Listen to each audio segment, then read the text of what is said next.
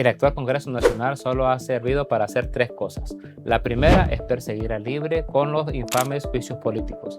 La segunda es la creación de una ley que han denominado de fortalecimiento de la agroindustria, que solamente ha servido para robarle las tierras, para despojar a la gente de sus casas y de sus tierras.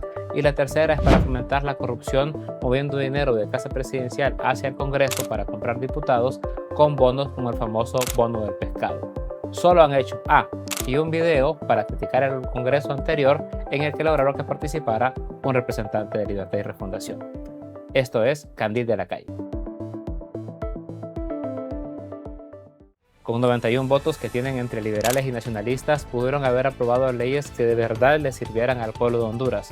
Pudieron haber aprobado el convenio para la creación de la Comisión Internacional contra la Corrupción e Impunidad, CICI, para que pudiera venir al país a investigar realmente esos escándalos de corrupción que muchos ya quieren olvidar o dejar en el pasado. Cuando la presidenta Xiomara Castro impulsaba a la CICI, el bipartidismo con una mano decía que quería apoyar la CICI y reclamaba que por qué no se aprobaba, y con la otra hacía todo para bloquear cualquier acción en el Congreso Nacional hacia ese sentido. O sea, frenaban y aceleraban al mismo tiempo. Hoy no hay excusas. Si de verdad quieren aprobar la CICI, lo podrían hacer en una tarde. Y en menos de 2 años ya podría tener varios casos investigados. Lo que pasa es que quieren barrer las cosas, esconderlas, como quien barre y mete la basura debajo del sofá. Ya no pide la CICI Televicentro a través de Renato Álvarez y Edgardo Melgar. Ya se le olvidó a Gabriela Castellanos del CNA y a Carlos Hernández de ASJ. Ya se le olvidó a la sociedad civil, a la academia, a las iglesias.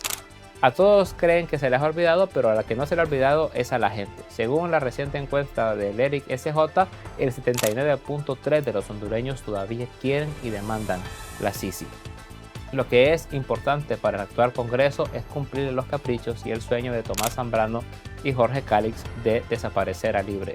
Los juicios políticos están tan mal hechos que la Comisión Interamericana de Derechos Humanos ha citado al Estado de Honduras para esta semana para responder sobre esos juicios políticos por el atentar contra los derechos humanos y atentar contra los derechos fundamentales del Estado. La OEA los ha convocado para este próximo 5 de agosto, pero los cobardes del actual gobierno han dicho de que no van a participar, de que van a mandar un correo electrónico y que no van a ser parte de esta sesión en la que les van a pedir que den cuentas por esos juicios políticos.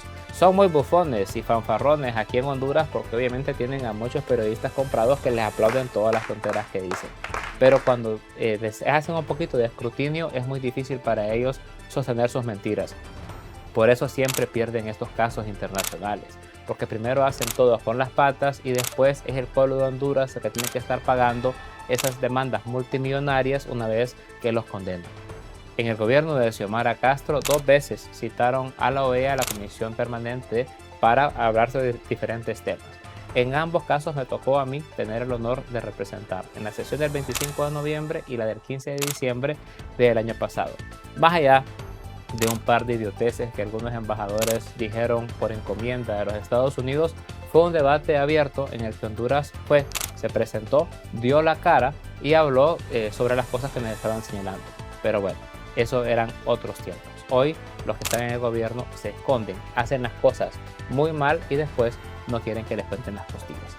Volviendo al Congreso, recientemente mirábamos a una señora que era desalojada y agarraba una imagen de la Virgen María y algunas pocas pertenencias mientras era empujada por elementos policiales y militares que son muy valientes para desalojar a gente inocente y no lo son tantos para enfrentar la criminalidad que en los últimos meses ya se ha ido otra vez a los cielos.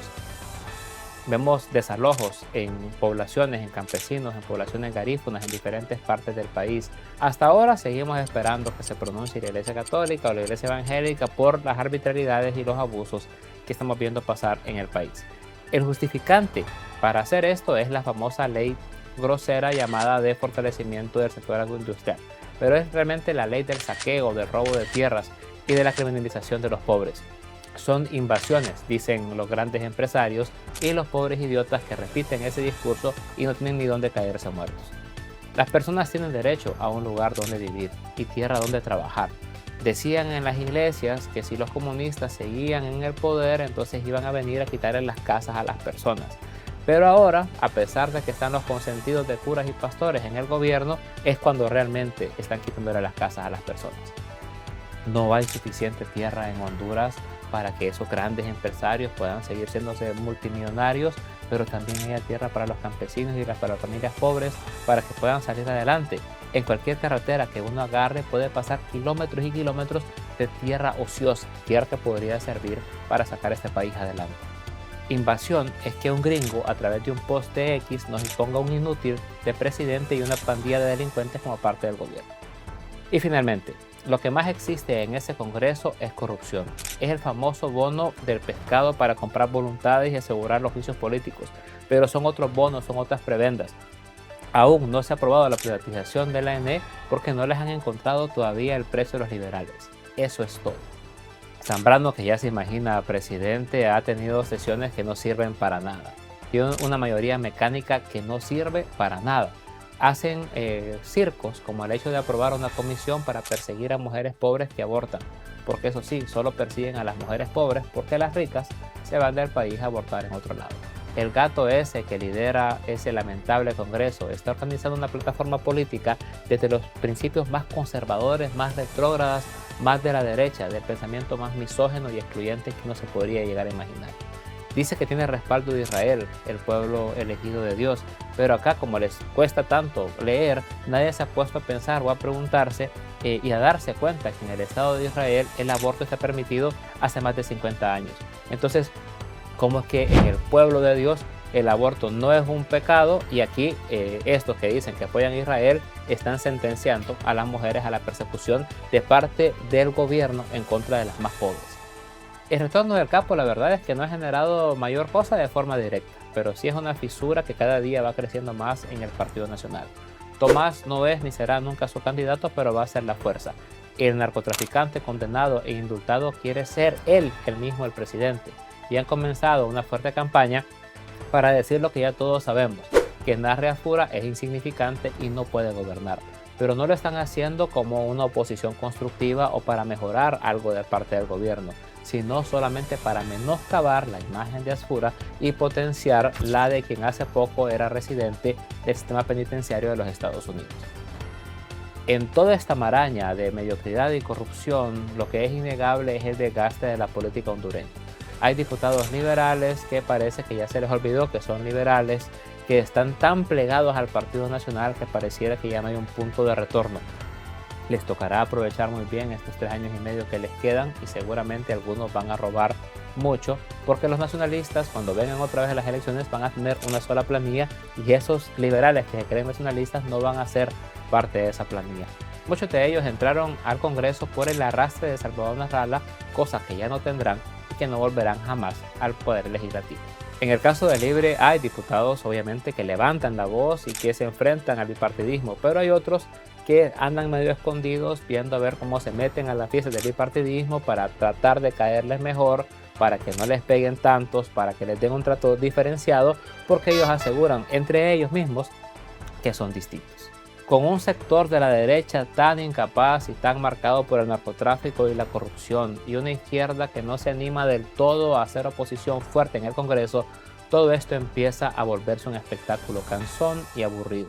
Pareciera que el Palacio Legislativo, si sigue así, pronto se va a convertir en una casa de espejos, de esas que suelen poner en las ferias, en la que la gente solo entra para reírse y para que algunos se vean y se sientan más grandes de lo que realmente son. El problema es que por difícil que sea, no se puede dejar de poner la atención en el Congreso Nacional, ya que ahí será donde se aprueben o no las reformas electorales, ahí será donde se definan los representantes de los poderes electorales y también ahí es donde habrá que dar la lucha para que no se siga privatizando el Estado. En fin, enfrentar al bipartidismo en el Congreso Nacional es una tarea que no se puede esquivar. Frenarlos y vencerlos ahí es el inicio para vencerlos políticamente y realmente quitarlos del poder. Por el bien de Honduras hay que replantearse y luchar.